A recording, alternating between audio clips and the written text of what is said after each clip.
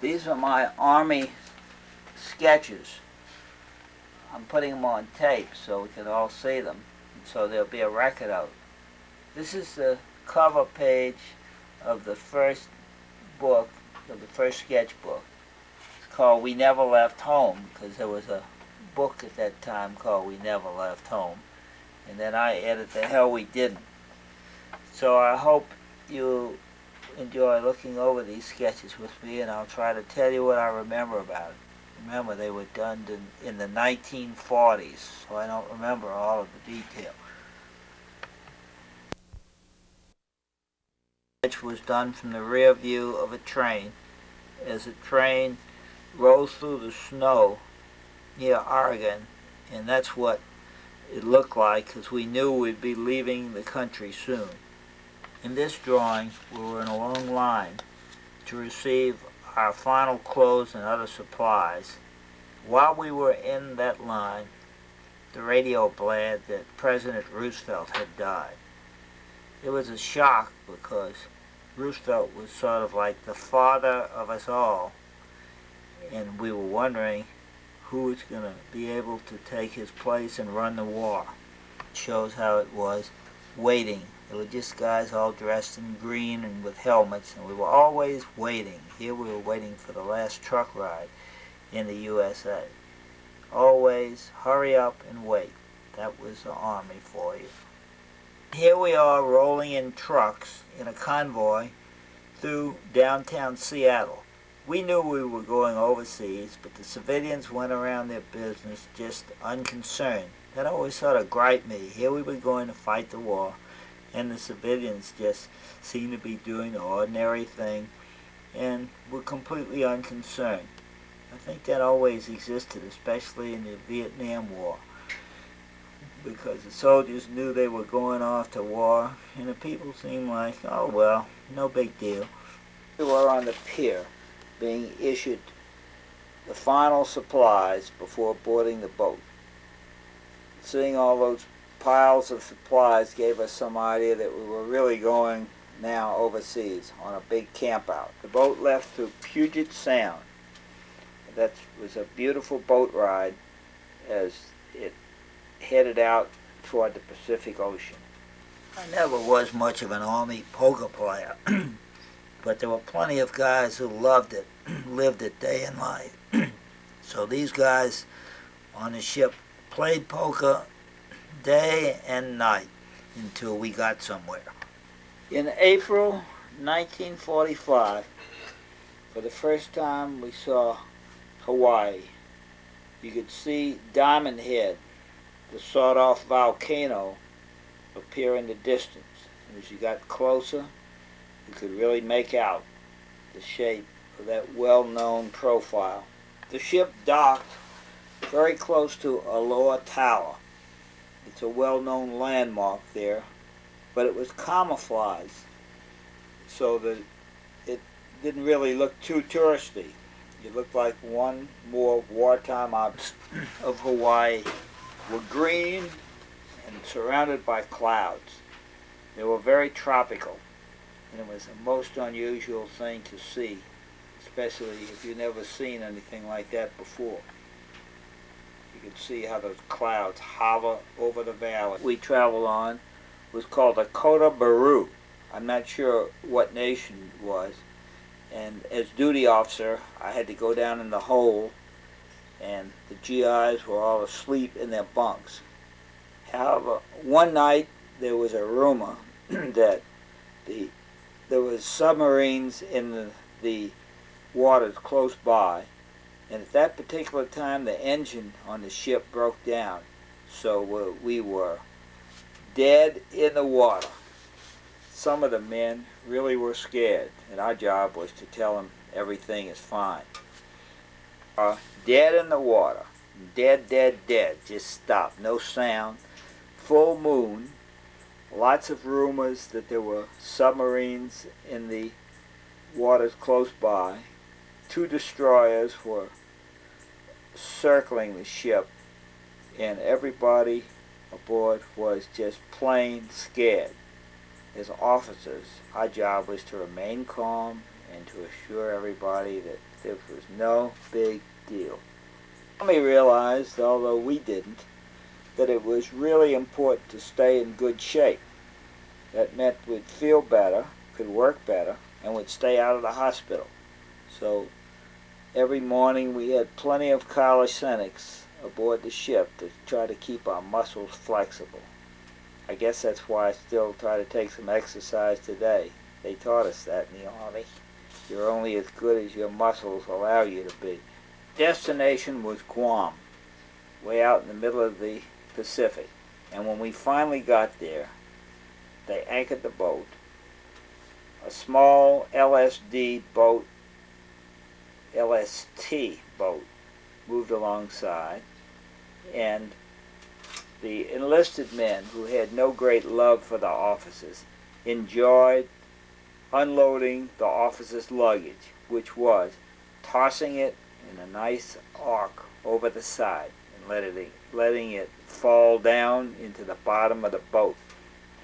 It was quite a drop, and many pieces of the luggage disintegrated when they hit. The GIs just said they were doing their job. Again, no big deal. Formations over the ocean, and on the way out to Guam, I spent a lot of time just drawing the clouds. Here are some of them. You can see there were endless formations, but the time seemed endless anyhow. And then one time I imagined that I saw this Burma shapes out in the middle of the ocean. I'm not sure it was really there, but I drew it anyhow. International date line. And when you pass there, you're passing into day after tomorrow. I imagine that we saw a hamburger stand, or a box lunch stand, and that this is how it looked. Actually, nothing was there. The international date line is just a place that's calculated way the hell out in the ocean, but there's always a big celebration when you pass this non-existent line. There are more cloud formations I drew on the way out to Guam, that long trip. I'll just show you a few of these clouds. They were beautiful at sunset, as you can see in the bottom sketch. What an atoll looked like. It was just a little coral coming up to the waterline and a bunch of palm trees growing above. It was strange to see palm trees that appeared to be growing right out of the ocean. I think this one was Inuitak. This is how the island of Guam appeared for the first time. A low cliff coming out of the water with towering clouds hovering above it. You can see. I'll slide this over and you can see what the other end looked like. This was to be our home for about 1.5 years, and this is what it looked like for the first time. The date here is May the 11th, 1945. It was a strange island, and it was all made out of coral, white rock. If you dig into the ground, that's what you'd come across. White rock, like breaking up concrete. Some more views before we got to Guam. This is what the Hawaiian Islands look like when you first saw them. This is dusk at Oahu, April 45. Moon shines through on the Pacific Ocean. Shines through a porthole that I'm looking out of. I had a lower bunk, and I spent a lot of time in it, reading, drawing, sleeping on the way out. This is what the upper bunk looked like from my position. In the Army, you spent as much time as you could horizontal, because you were never knew when you would be called upon to be on your feet. So I spent a lot of time just looking up, and here's what it looked like. These next 4 drawings were done from memory. It's sort of a recap of the trip out there. First, over the gangplank, loaded to the gills. I remember my knees sort of buckled because I had too much stuff. Traveled too heavy. Been trying to travel light ever since, but never quite made it. Seeing Seattle for the last time. When you leave like that, you're never sure when the heck you're going to get back, so you try to burn all that stuff into your memories. This drawing was made over the side and down the net. The way we got off the ship was down this cargo net. Now, it was very important not to get caught in it, and you had to keep your hands vertically so the next guy wouldn't step on your knuckles. I think the only important thing happened to me was the butt of my rifle got caught. And it was embarrassing because the guys were coming down on top of me, so I had to go up a notch, undo the butt of the rifle, and then continue on down. All in all, it was a neat way to get a bunch of guys off a ship in a hurry without a gangplank. Well, here we were, May 1945. From what we could see, it wouldn't have mattered if we stayed in the United States another week, because here we were, in these trucks, no covers, a hard jungle rain, and green jungle. The Japs had already been chased off of Guam, so it wasn't really a shooting situation. It was more like a camping situation. But it was so desolate that it didn't look like it would have made a lot of difference if we hadn't come for a long time. Here's another drawing of me on the way down the cargo net. And I ask, have you ever been tangled in a cargo net? You can see I'm doing pretty good, except for the gun in my left foot seems to be under the net. I don't know if it was that bad, but anyhow, there was a slight entanglement. Well, as soon as we got there, the problem was to get the supplies off the ship. And we were all on a detail to unload these big boxes, cranes, forklifts, everything was used. And we worked all night to get these supplies off the ship and stacked up. Two guys at the top of this monument, and you have an idea of how high the pile of supplies really were. Sketch of our tent that we called home. It's just a regular camping tent. We had all of our stuff on the inside. I had a little radio that I brought from home. And basically we used our helmets as a wash basin and built that little fire out in front, and we lived off of sea rations, which were mostly canned and boxed food.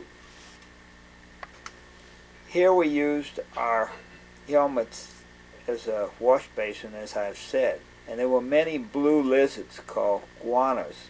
I think that was the name, but they were blue-tailed lizards. One morning I came out and there was this huge lizard in the wash basin. It was pretty scary at first, but then we got used to seeing these goofy-looking animals. This was our shower. A water tank that was elevated that came on down to squirt water out of pipes, and it was one of the enjoyable things, taking a shower in that hot, humid climate. After a while we got sort of silly. There was no real combat at that time on the island, since we were part of the Air Force, and we were getting the planes loaded up to go bomb Japan. So we would imagine things, such as one of the fireflies hit the light, exploded violently, and careened crazily earthward as the radio played the Air Force song. I don't think this really happened, but we imagined that it did. It's another mythical situation. We sort of made it up because we were making fun of ourselves since we weren't in real combat. It says he had been hit by shrapnel from an overheated can of sea ration, the fear of all warriors. Occasionally you did overheat a can of sea ration, and like any other can, it just blew up. This never really happened. This drawing shows Dr. Joe Agnello working on a patient. He had a foot pedal on the drill. I remember he had to fill one of my teeth. It was pretty primitive as a dentist. I said his brow was wet with honest sweat because he reminded me somewhat of a blacksmith. We got to be pretty good friends, though, this dentist and I, and he taught me a lot about photography. We really got to be good friends.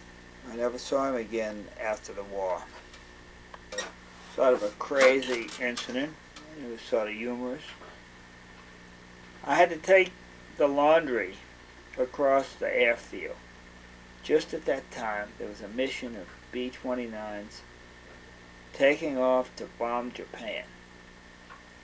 And somehow, we must have taken a wrong turn, because this was not the quartermaster laundry road.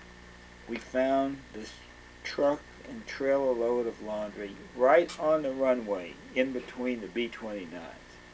Well, every time they would run up their engines and blast the air, well, the laundry would blow out of this trailer.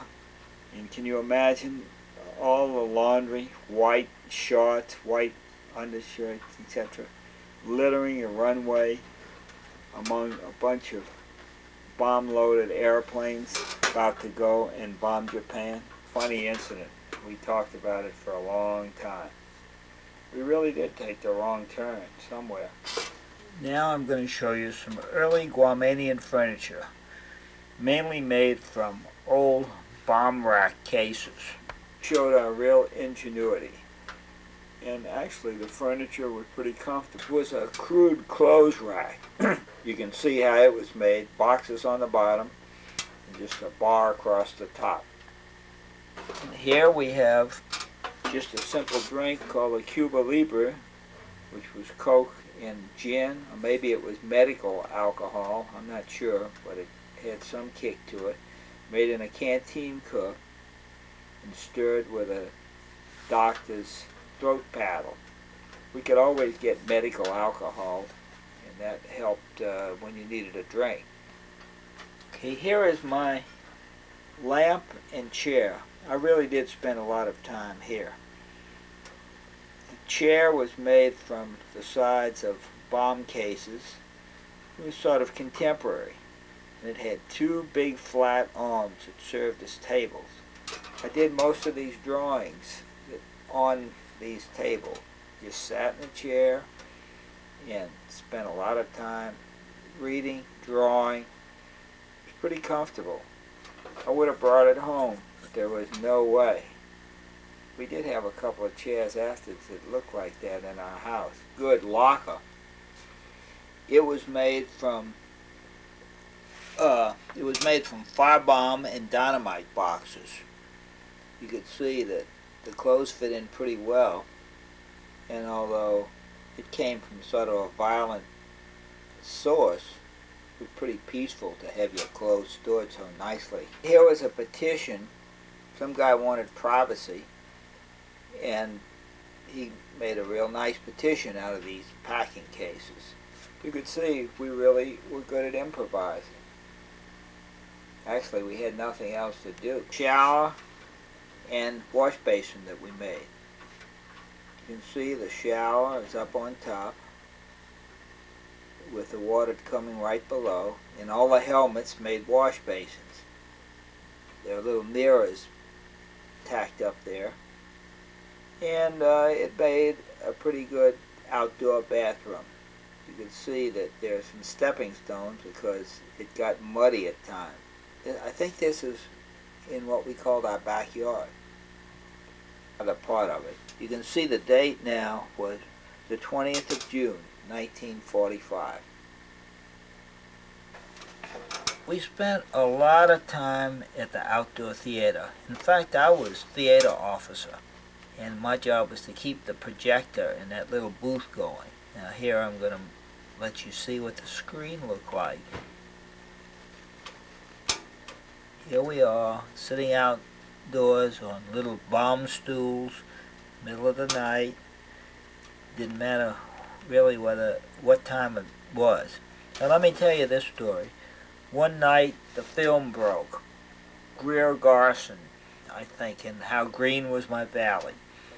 Well, we'd been 3/4 of the way through the movie, and the film broke, and it was about 2 in the morning. It still wouldn't work right, so I called all the guys together and tried to tell them how the film ended. Well, you could imagine telling a bunch of guys at 2 in the morning how it ended. All you got was booze and catcalls. They told us they still wanted to see the ending, so we worked on the projector, and about 4 a.m. we got it fixed. So we called everybody back, and between about 4 and 5, before the sun came up, they saw the very ending of How Green Was My Valley. This theater was a very important thing to us. We were at camp. There really was a war going on because this was an air base and we were in aircraft maintenance. Here is a profile view of a B-29 taking off at dusk, just about to lift off the ground, fully loaded, and they always took off at dusk because most of the missions were at night. There were very few missions done during the day. B-29 really was a pretty airplane. We'd get these pep letters from home. This one came from a friend. And here's what it said. So you're giving them hell. Well, brother, keep it up. Someone has to do my share. He felt sort of guilty about being on the home front. And from the sketch you can see I was a little guilty about being on this big camp out. It hadn't really been thought of.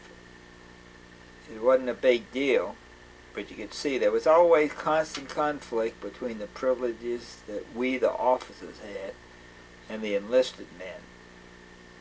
Everybody was always looking to see what the other side could do.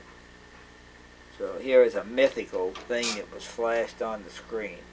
It never really appeared, but I thought it might. We had to tar paper the roof of our barracks, put a new roof on. We weren't exactly experts at tar paper.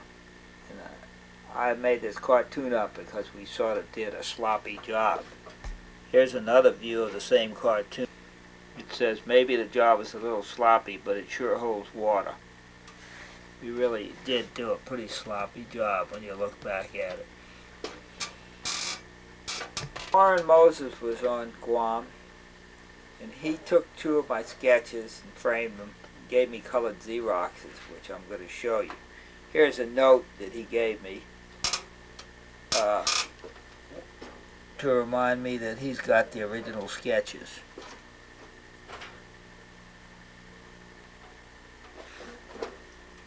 So anyhow, here's his note. Now there's some stories to these 2 sketches he took. That's why he really wanted them. The plane had cracked up.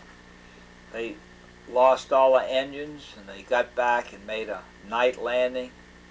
Warren was the flight engineer and the plane cracked in half right behind where he was sitting. So when I met him on Saipan, he was pretty nervous. And this picture reminded him of coming in for this night landing with the searchlights marking the end of the runway and the plane coming in with all these lights trying to make a good landing. So here, this is a copy of the sketch. This is a picture of the Quonset hut on Saipan that Warren was living in. And I made this sketch right on the spot. The 30 mission men had been there so long that ivy was actually growing on their Quonset hut. This was July 1945. That evening, we went to the Officers Club on Saipan, which overlooked another island where the planes were taken off from. That island was Tinian. Actually, that's where the plane that had the atom bomb aboard took off. Now you could see those planes, and the guys were actually betting beer bottles which plane would make it after they got off the end of the runway, whether it would keep flying or hit the water. This shows one of them that hit the water, caught on fire, and exploded. But the guy who had bet that the plane would not get off the ground simply passed over his 5 bottles of beer like poker chips, and not one other word was exchanged. It seemed like these guys had gotten hardened to the fact that this really could happen. To me, it was quite a shock. There were a lot of beautiful sunsets on Guam, and whenever I had a chance to go out and sketch them, I would try to do them. This is an attempt at one. The briefing room looked like before a mission. We were in maintenance, but occasionally we could sneak into the briefing that the pilots had. I think this one was the result of seeing the pilots on Warren Moses Island go into a briefing for a mission. One guy would come up with and show a big map of Japan, show the spot where the bombers would aim that night, and all the guys sat down and listened carefully, made notes, because this told them, in effect, what they were about to do. It was a very serious occasion, although they made some jokes. On the roads of Guam, when you were driving by Jeep, you'd run into some very strange traffic. Here are some sketches of some of the strange vehicles that we would occasionally run into. I'll try to slide this sketch over so you can see a little bit more of the crazy thing. On the right were packing cases, always stacked up, more supplies coming in. Here was a thing that looked like a grasshopper going down the road. Actually, it was sort of a crane for lifting those packing cases. Here is what a native village on Guam looked like. This little town was called Agat, Agat, and it says out of bounds. You couldn't go in there at all. And the natives, I think, were called Chamorros, Chomorros. These were all over the place, but there weren't too many left where our airfield had been bomb hit. I was in the latrine. We thought it was another, what we called latrine rumors. All kind of crazy stories were always told in there. And when they talked about an atom bomb of such power that it would cause the Japanese to surrender, we thought everybody was just pulling our leg. Afterwards, when we found it was true, we stayed glued to the radio to find out what was really going to happen. So the caption on this says, "For 1 week we sweated out the radio while the atomic bomb hit, and the Russians entered the war, and the Japs actually surrendered." We couldn't believe it. Because the ground got very soft and mushy when it rained, we built coral walks between the barracks. The crushed coral was laid in between 2 round palm tree poles to a depth of about 4 or 5 inches. And compacted and made a beautiful walk. They saved our feet quite a bit. You had to wear clogs, though. You couldn't walk on this stuff barefoot because coral had sharp edges. This drawing shows that the B-29s were ready. They were always ready with guys on standby in case the Japanese decided to fight on. This is what it looked like, with one GI telling another that the war was really over. When you're digging in coral, it doesn't seem to make a lot of difference whether it was over or not, but we knew that if it was over, one of these days we'd be going home. We were exploring the cliffs of Guam. We found this monument. It apparently had been put up by the Japanese. It's sort of a scare symbol for the American soldiers. This drawing, in honor of victory, VJ Day, Victory of Japan Day, September the 2nd, 1945. The symbol was a symbol for the 20th Air Force, and up there was a copy of the famous picture of the soldiers putting the flag up on Iwo Jima. It was really a big day then, September the 2nd, 1945. This drawing was made to show how quickly everything gets obsolete. As soon as the war was over, the B-29s were junk. We were stuck out on Guam for about a year after the war, so these sketches show some of the things that went on after the war. Japan was over. I made a drawing of some flowers. I spent a lot of time drawing and went to art classes after the war. They were doing anything they could to keep us busy. We didn't know why we were still there, but actually we had to keep our power in the Pacific. We had to stay there to keep the Japanese scared, and so the Russians knew that we still control that part of the world. This was a shocker. One quiet day when I was sitting in my chair, a terrific flash of light came, followed by a thunderous explosion. Actually, part of the ammunition dump blew up. A couple of guys completely disappeared with it. They never found them. But we thought that an atom bomb had exploded on the island because the resulting cloud was a terrific mushroom, and it looked just like an atom bomb. It took a few hours to find out that that hadn't happened, but we didn't know much about the atom bomb, and we thought one had actually blown up by mistake. Of a Yom Kippur service that was held inside of a big airplane hangar. You can see that they fixed it up to look as much as possible like a synagogue, and that's where the service was held. I used to go to services on Friday nights every now and then. Girls were getting eager about the men returning home from war so they could get married. They were writing all sort of love letters. Here is one where John got a letter from a clinging vine type girl. The vine came right out of the letter and encircled him. Here is another one of those beautiful Guamanian sunsets that I was fascinated with. I was always trying to draw them.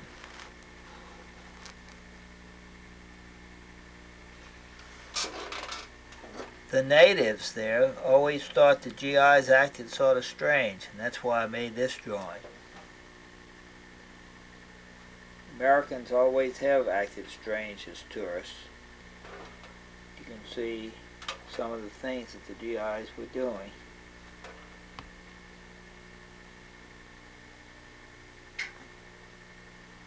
Mother always sent us a lot of food after the war. Some of it, like a bologna sausage, got there pretty moldy, but the canned stuff got there in good shape. And here is a little sketch of us having a sardine party one Saturday night. Well, it got pretty boring after the end of the war, but still we were trapped on Guam. Here was a little bar that we made. It says, "They also serve who only wait on Guam." And we rationalized, where on earth could you do so little and still get paid for it? This was September 1945. Still always fascinated by those two beams of light at the end of the runway that would guide the planes home. It was like a giant monument. It was fascinating to see the planes fly between those two beams. In October, the rainy season began, and it really turned everything into a big mass of brown, slimy mud. Waves would become a raging torrent, like a little waterfall, as the rain just ran down them in like little floods that we had built out of coral. were a really big help during this period. One movie that we saw showed a bunch of GIs going through the rain. Here we were sitting through the rain outdoors watching the movie. Well, it was so real in the movie that we couldn't stand it, so we had to leave.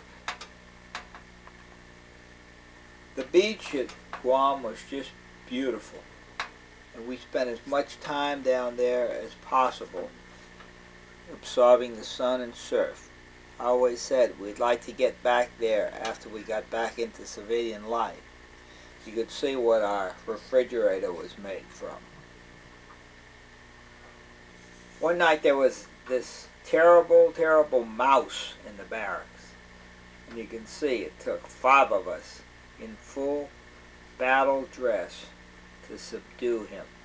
I remember when we got real close to the mouse, we're just about to have him, he jumped up and attacked one of us. He landed right on somebody's shoulder. So it shows if you get somebody cornered like a mouse, you gotta watch out, because that's when they go nuts. It's October 1945. Sketch showing one of the natives smoking an aluminum Kirsten pipe.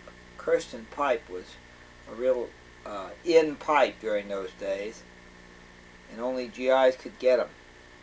So here is how this native looked walking down the street smoking this pipe. What the ladies' room looked like, I'm not sure exactly why I made this drawing of this ladies' room, but I think it was near a recreational facility. It was the main city in Guam, and they built a big bowl like an auditorium there. One night we went to see some prize fights, and this is what it looked like. All these guys in this big hollowed out bowl looking to fight on the stage. The sketchbook, this is the guest artist section of the sketchbook. One of the fellas was a political cartoonist named Rasmussen, and he made these drawings for me. I wish I had got him to sign them because he was pretty good. That's it for this sketchbook.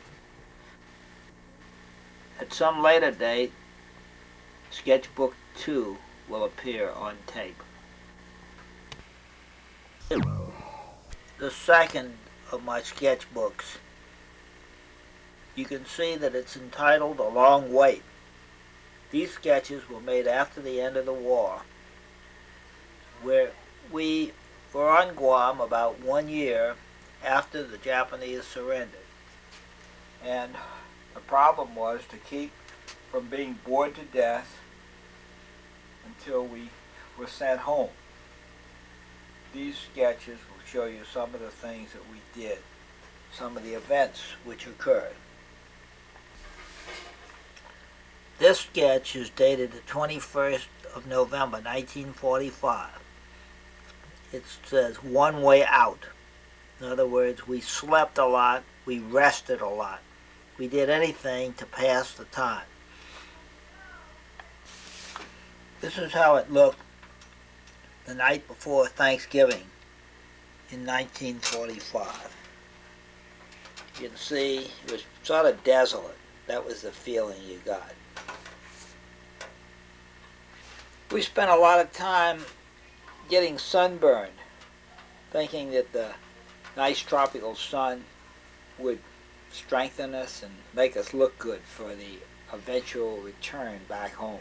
The coral walks, which I mentioned in the previous book, were like paths. And you'll notice we had big decisions to make on these paths, whether to go to the shower or whether to go to the latrine. This is a little map that I made showing how far we were in case anyone decided to swim home while they were waiting for the official orders. You could see it was a little bit too far for the average person to swim. We talked a lot about how it would be back home when we got back to air conditioning because of the fact that it was always hot and muggy. And this is how we imagined the bachelor's officers' quarters, or barracks, would look if we had air conditioned. These were the words to a popular song.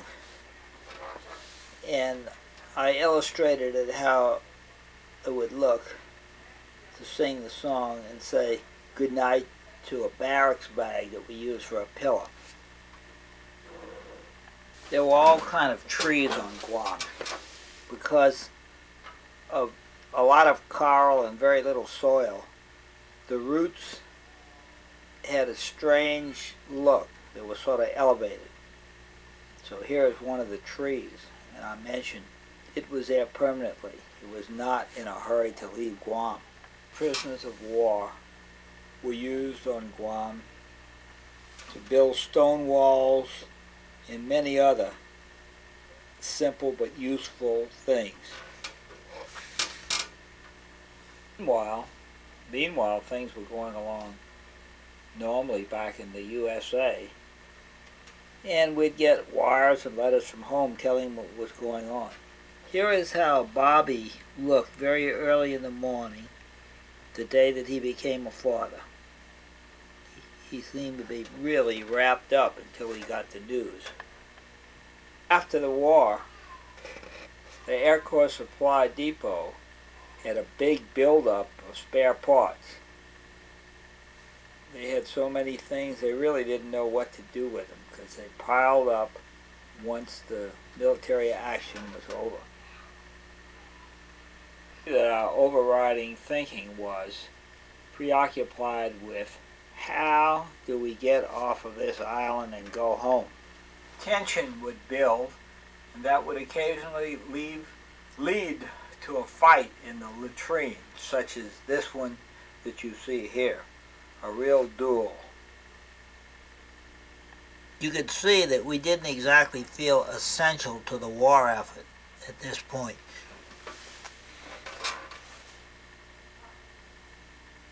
Joe Agnello, the dentist, took an old gas tank and planned to go home on a rocket, but truthfully, it never got off the ground. Every now and then he'd go out and sit on this rocket and hope that something magic would happen so he could take off. This is party night in December 1945. We had this party. Two of us were taking showers. Someone came in and said, "The colonel wants to see us right away." The guy with the helmet is Joe Agnello, the dentist.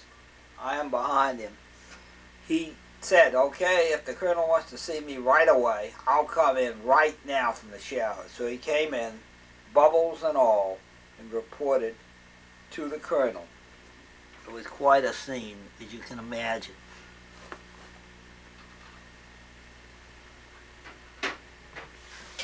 Here was a little scene I happened upon where a whole bunch of GI equipment was parked around a native shack. I never was sure what was going on inside the shack, but it was really something to see at the time. Here is a sketch entitled New Day, So What? The problem here was that each day was exactly like the previous day, and time seemed endless. Here's another big explosion. One evening the dynamite dump blew up. The smoke column moved out over the ocean, making it look as though a plane had gone in. Anytime there was a big explosion, everybody rushed to the site to see what was going on, which is called waking up after a good night's sleep in the tropics. A lot of the guys looked like this in the morning. I'm not sure whether it was the weather or the liquor or what, but they sure couldn't open their eyes. We had to put on our best uniform and fall out in formation as if we were going to be in a parade like we used to do in New Haven, Connecticut. You can imagine this wasn't a very popular thing with the GIs or with the officers. But we did it. One night I saw this. A guy had too much to drink and he was going to the latrine. He stumbled his way through. There was a full moon silhouetting the jungle trees. I made this sketch, and later on I did a large painting of the same scene. Ron now has that painting, but it looks pretty much like this sketch. The engineers were putting in new telephone lines. I'm not sure who was trying to communicate with who, but we were always doing something. You'd be assigned to a new job, and when you reported in, you would always get all of the old magazines that would go with the job. These magazines were important backup in case you ran completely out of work. Still in December 1945, the Army started an institute called USAFI, where you could actually earn college credits. This sketch shows the glorious day when one of the friends of ours was accepted into USAFI. A big celebration. Slept on air mattresses, and occasionally one would go flat. This is what happened when you would wake up suddenly with a complete loss of pressure. You looked like you had just been barbecued with spring marks all over you. This is how the barracks looked on December the 24th, 1945, Guam, Christmas Eve. I can remember that it was supposed to be a joyous occasion, but in effect it was quite lonely. Wreath celebrating Christmas, 1945, to remind everybody that this was going on. These are the ceiling beams over my bunk. I spent a lot of time in that bunk, laying down and staring at the ceiling. After a while I got to know every nail and every piece of wood grain. According to my notes here, it had 37 screws, 625 knots. These figures are accurate because I counted them many times. We got as much sight time as possible, but it was pretty boring looking up at that ceiling. Occasionally, you guys got serious. And here was a toast to the fact that we didn't think much of this whole war. And the toast was that there wouldn't be any more wars. There were lots of graveyards on Guam. The rows of graves were all lined up neatly and marked with little crosses or occasional Jewish stars. Every time I saw that, it impressed me what a stupid, asinine game a war really is.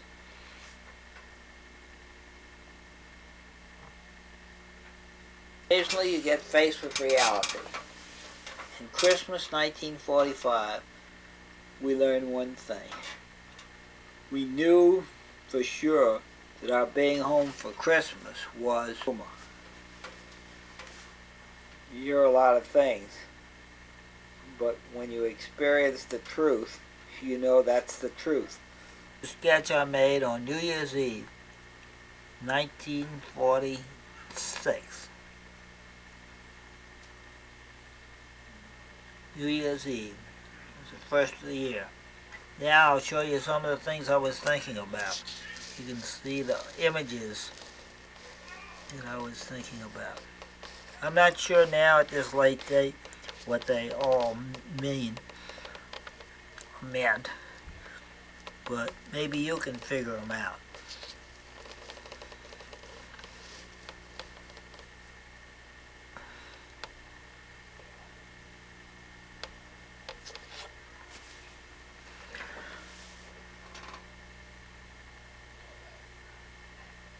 One time someone got some bananas and hung them up to ripen, and it seemed to me that the people were changing, and one morning I woke up and it seemed to me that one of the guys looked just like this sketch. Did it really happen? Your imagination plays strange tricks. in a situation like we were in. January 1, 1946. 1946, later on that year, I got married. Well, anyhow, we had a big dinner that New Year's Day, and afterwards, here's a picture of a guy catching a little nap. We called it sack time. You'll see there's his foot locker and a shell casing he was planning to bring home when he finally shipped out. That New Year's Day was celebrated by the Jungle Bowl football game, in imitation of the Sugar Bowl or the Rose Bowl. And this is what it looked like. All cleared out for the game, and it made it seem a little bit like one of the New Year's Bowl games, but not completely.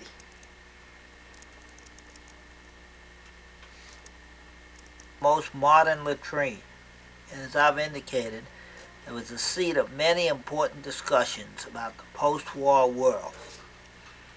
Coral walks that I've described previously, but you can see vegetation is starting to grow up around it. This emphasizes the passing of time.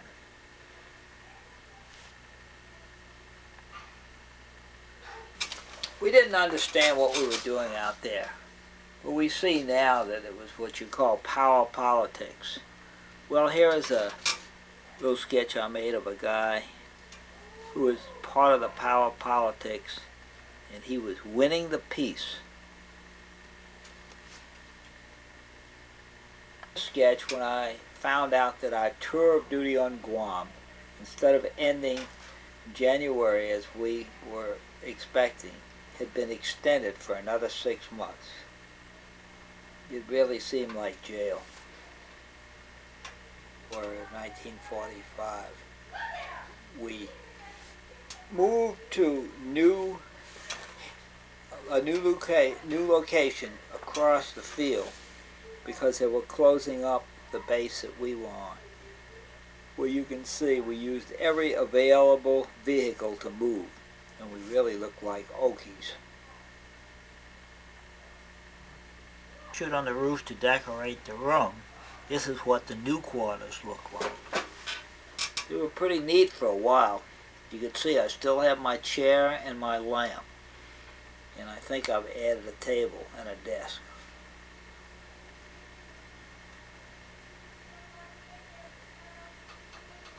Kilroy was here. That's a common sign that we used to see. We're not sure who Kilroy was, but he always left his mark. Well, he looked like he was here a long time ago. Here's a drill formation, goofing off, resting under the shadow of the wing of a B-29. Apparently, they had nothing better to do. The vines started growing over the barracks. They actually really did. And anywhere around. So all sex theories were shot to hell.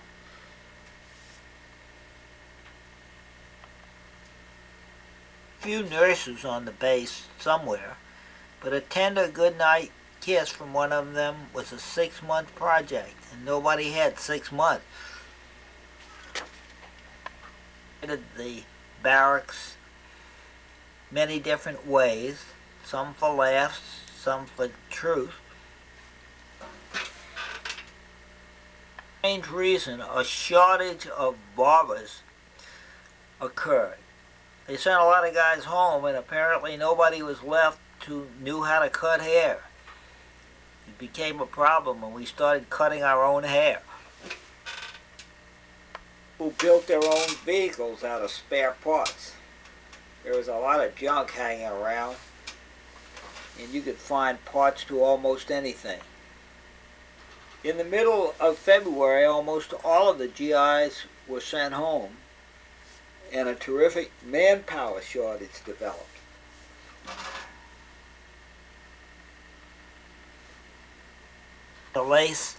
Here is a lace pillowcase that one of the men left behind. He didn't want to bring it home because his wife's initials were not those on the pillowcase. The ex-officer made arrangements to send one of the empty B-29s to China to pick up some Chinese silks.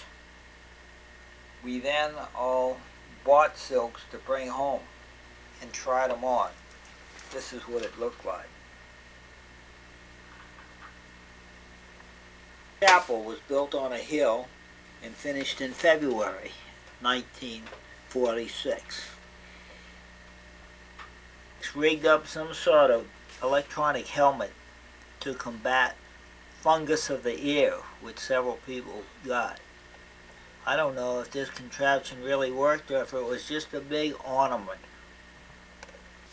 One nice thing about the Army was how a few ex-soda jerkers rose to high rank. And then they continued to act like soda jerks. I wonder what happened to them after the war.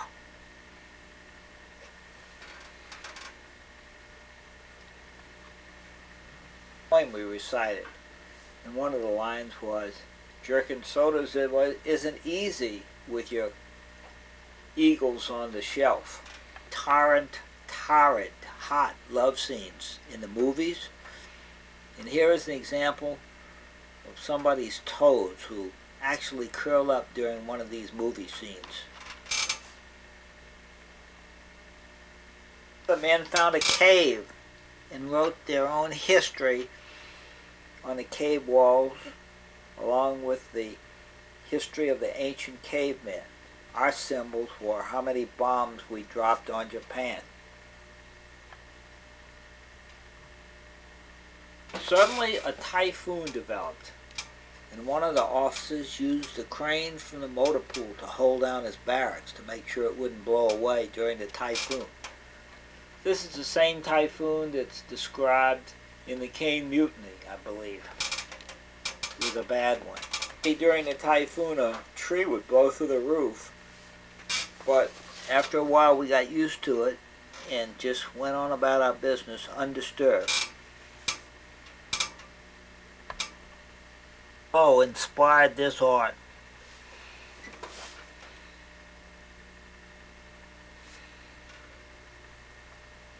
But even during the typhoon, the main topic of discussion was, when are we going to have enough points to get home? That always was on everybody's mind, whether it was a typhoon or anything else. You can see it was pretty strong wind. You'll see using the prisoners of war to help straighten up things after the typhoon. Here they're riding around on a tank truck. Kept a very accurate record of the number of mice they found and were able to exterminate.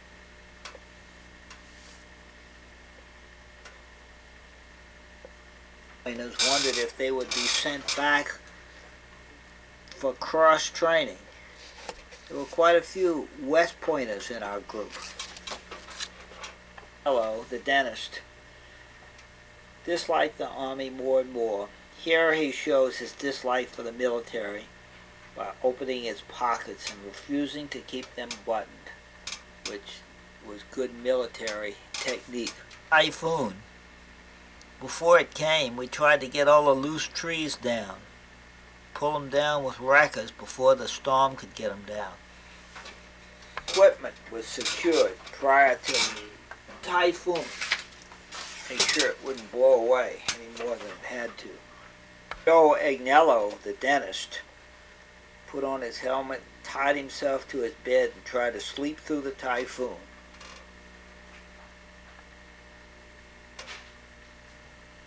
Person claimed he rescued this fair maiden, Dorothy Lamour, tied to a tree in the middle of the hurricane, just like they did in the movies. Typhoon, our room was pretty messy, and my roommate decided he was going to bring a girl into the barracks to live with us. However, I objected, and she didn't live there.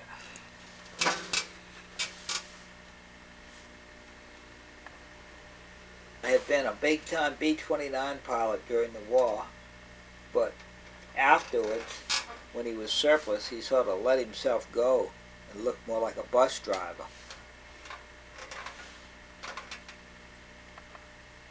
Things you learned in the Army was that the people you became friendly with dropped out of your life just as casually as they entered it. It was strange. They would come and they would go, and then it would be as if you had never met them before. Went to bacon and fried eggs, but occasionally the eggs that we got were not exactly fresh, as you can see in this sketch.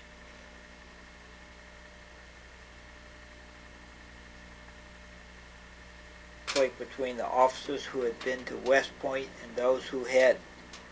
We thought OCS was strict, and they thought West Point was out of this world. We used anybody, pilots, maintenance people, anybody, to pack up material into packing cases and put it in storage for when eventually it would either be junked or shipped back to the United States. There seemed to be millions of Jeeps in storage, but none of them were available to us for recreational use at that time. I'm not sure why. This is March in 1946. A vehicle we built called Reconversion. We just made it out of all the junk parts we could find.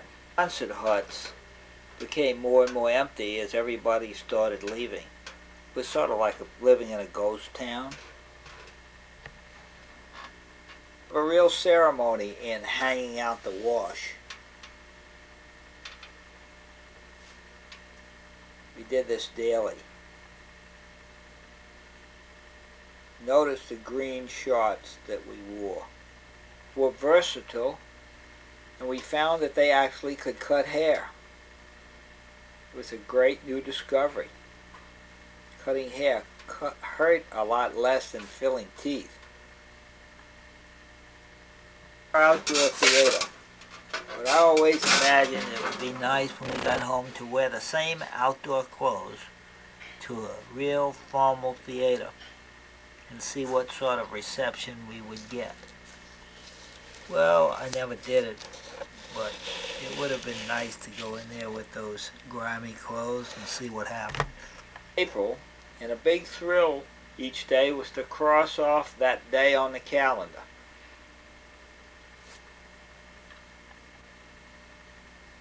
Now, here is a portrait of a man who has just been informed that he is going back to the United States. This is what he looked like.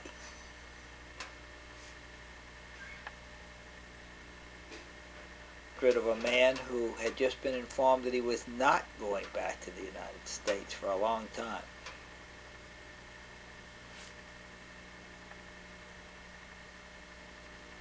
We got word that the generals were coming to inspect the base. Everybody stopped and did a tremendous cleanup job. Here is a road grader smoothing out a road that hadn't been graded for 6 months or a year. Get the authority to use Jeeps for recreational reasons. You could sign out a Jeep, get all the free gas you wanted, no tax, no limit to the gas. But the problem was there was nowhere to go. However, I did use a Jeep and explore as much as possible of Guam. We were really short of men, and they sent in some infantry replacement. These guys had never really worked on airplane engines, but soon they were assigned to work on the engines for the B-29s, which were going to fly to Hawaii, a long trip over water with inexperienced guys doing the maintenance. The officers took over. They got more and more chicken about the way we dressed,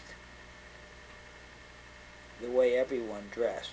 Here is a guy getting kicked out of the theater because he was dressed in a t-shirt as an outer garment. We were getting ready, I guess, to get back into civilization, but we didn't know it. This was a quote from Time magazine.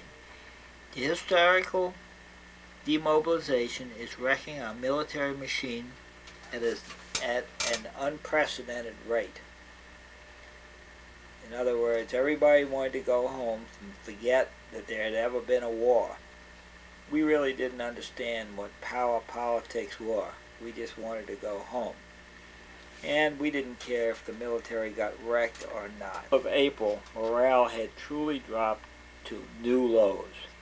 It looked like it would never end.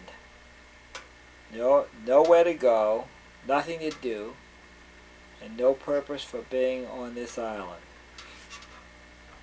Easter Sunday, 1946, we realized that being home for Easter was just another rumor. We really weren't going to be there. We knew that on Easter Sunday. A little sketch of a concert in the park in the main town of Guam, Ghana. Portion of the Easter parade passing in downtown Guam.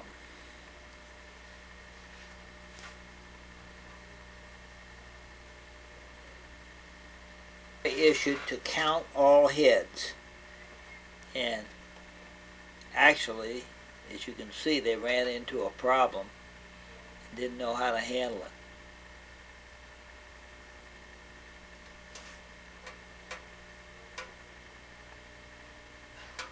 I was getting quite desperate about getting home and would try almost anything. Here was a conference that I had with a group of people who I knew from the newspaper, and they promised to use their influence to get me out of Guam. Superman, in particular, said that he would help. April the 15th, 1946, 1 year without a necktie, among other things.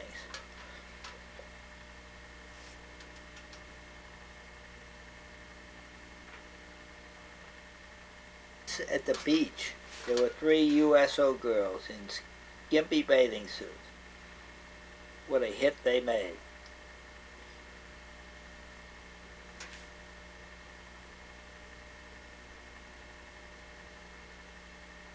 What streetcars were, made this proposal for maintenance along the line where the B-29s were lined up.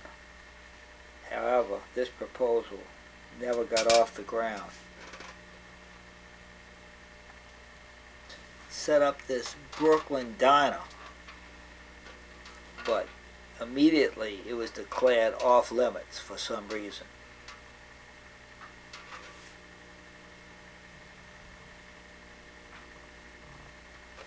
After a while, we started having some crazy delusions of grandeur. In this one, I was going to address the Senate of the United States and explain to them my experiences during the period of demobilization. I knew that if we stayed on that island much longer, we were going to really go a little goofy, and this is the type of thing we were thinking of. This was going on. The clothes had to be washed and hung out. There were no washing machines, so mostly we washed the clothes when we took showers. Just left them on, soaked ourselves and the clothes together, and then hung them out to dry. A lot of time listening to the radio, but you couldn't help occasionally falling asleep or getting into some sort of depressed mood.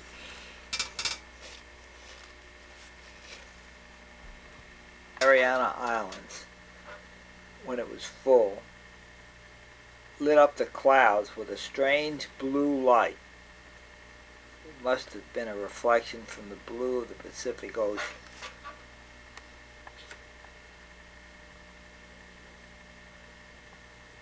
Spring came, and trees bore fruit, and still the Army was in its usual mode, snafu.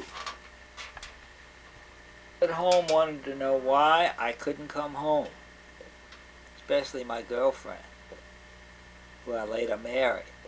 She was getting pretty impatient. Actually, she implied that she was going to get married during the year one way or the other. At any rate, these letters would come, and this one said, P.S. You must be the most needed man in the Army. About this ship that came to the U.S. only partially filled because the Army wasn't ready to let us go home. That sort of made us very, very mad. Night we were awakened and kept awake all night by a terrific dogfight. They howled and screamed and bit. It sounded like they were fighting each other till the very end. It reminded me of some people we knew. From home. More letters from home. This particular one says that this person's stay overseas seems like a dream. Well, mine at this point seemed like a reality, not a dream. The Army point system said that if you saw 1943 as a civilian, then you spent an extra 3 months in the Pacific. It didn't make sense, but that's how it worked.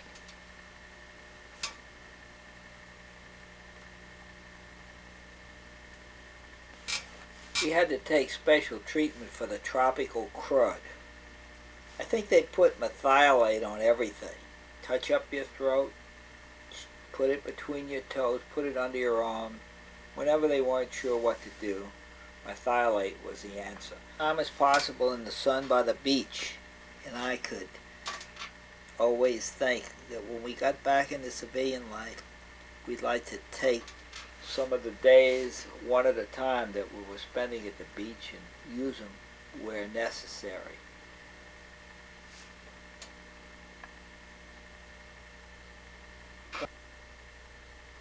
Crowning glory.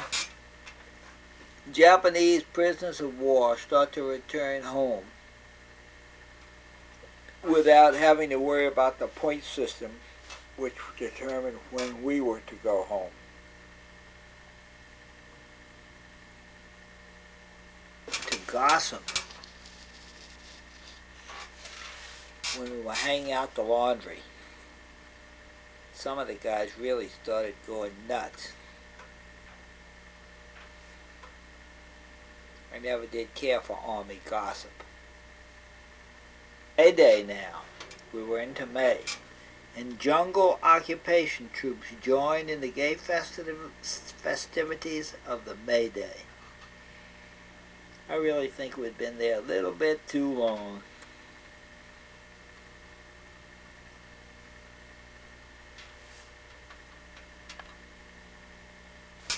The news from the United States wasn't all that great. There were strikes and unrest. And we got the news, and it sounded like the U.S. that we wanted to come home to was starting to come apart.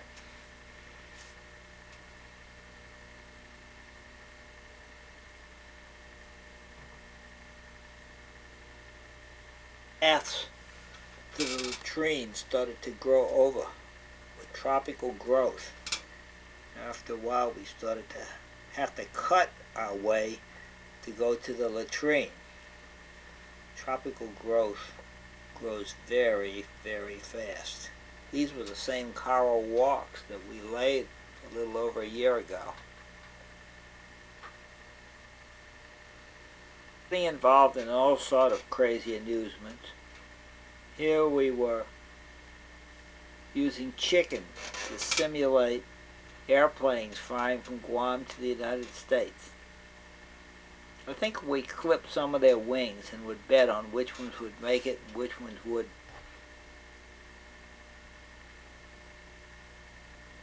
Boys getting ready for civilian life by reading a book on practical course and successful selling while he got a sunburn on Guam. I don't know what happened to him, but I wish him the best of luck at this late date. It's from more letters from the home front telling you to hurry home. It was really crazy getting these letters because you couldn't do anything about it.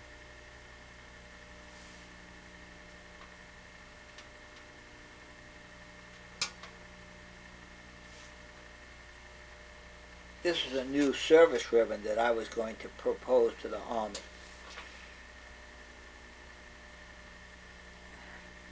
There were so many strikes going on that it looked like we may not make it home at all.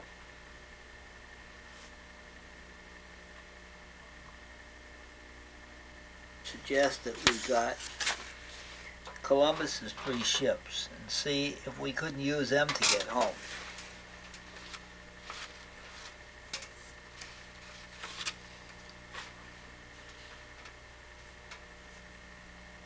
But finally, in June of 1946, we got word that we were going to board a ship, and we did board that ship.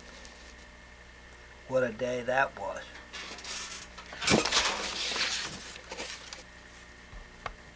Processed at Saipan's Grand Central Station. I remember I had a bad cold and a sinus headache, but it wasn't going to stop me. Gangplank once again, this time with less luggage.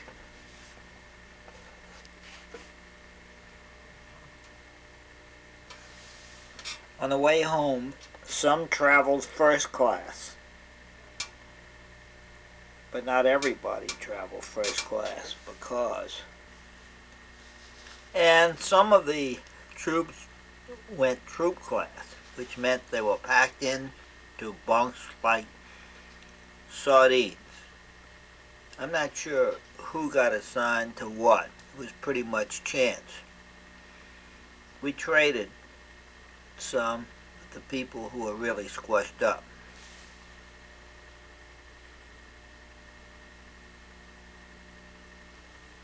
There were rumors that some traveled sixth class, chained to the oars, but we never did run into them.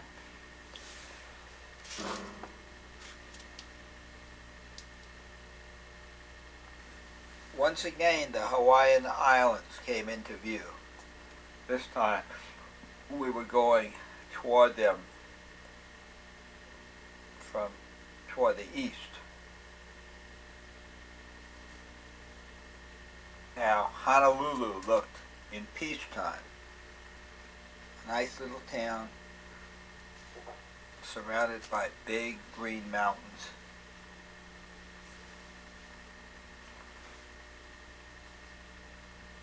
We explored the Royal Hawaiian Hotel. We had heard a great deal about this. I'm not so sure that we looked that great, but the hotel was quite luxurious.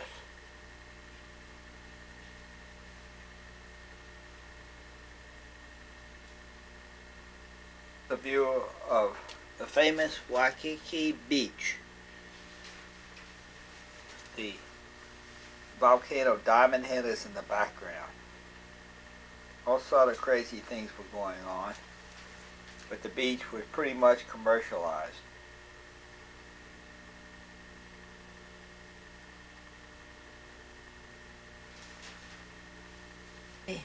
The Golden Gate Bridge, which stretches across the horizon like a giant finish line. Once you're under the Golden Gate Bridge, you are back to America.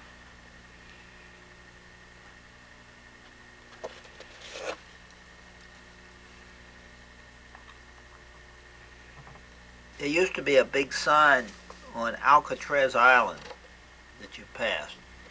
It used to read, "Welcome home." It appeared to us now that the sign had been changed to read, "Who the hell are you?"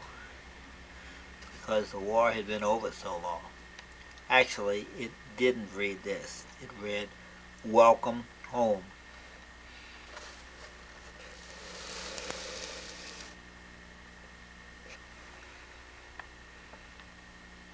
final drawing. It shows the pier. Here, when we actually arrived home. My notes under it read as follows. A few relatives greeted the ship while a lone jukebox played inside the pier. Thus the war, which had ended almost a year before, now ended for us. The date was June 1946. This is the last sketch in this series.